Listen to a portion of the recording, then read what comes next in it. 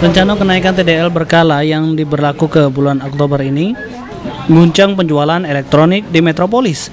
Pasalnya seiring kenaikan TDL, maka barang-barang elektronik mengalami kenaikan yang berujung daya beli masyarakat yang menurun sampai 30%. Hal ini diakui salah satu penjual barang elektronik di kawasan 16 Ilir.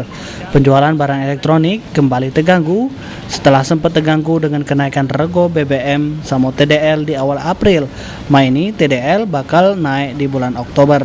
Kondisi inilah yang membuat gejolak usaha terus terganggu.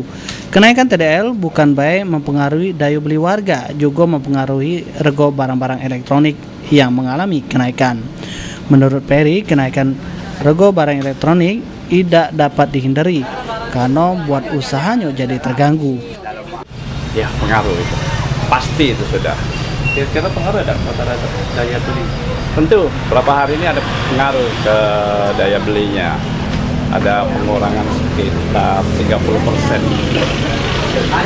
Padahal kan selalu begini kok. Mati. Campur dikit, sopir tuh, campur dikit. Ya kalau seperti ini mau tidak mau ya kita mencari solusi lain lah. Menaikkan harga. Ya, dengan kenaikan harga. Dan tentunya kita mungkin membeli dengan jumlah banyak, mungkin ada pengurangan. Para penjual barang elektronik Pecah Peri berharap kenaikan TDL sama BBM tidak terus terjadi, sehingga rego barang elektronik masih stabil.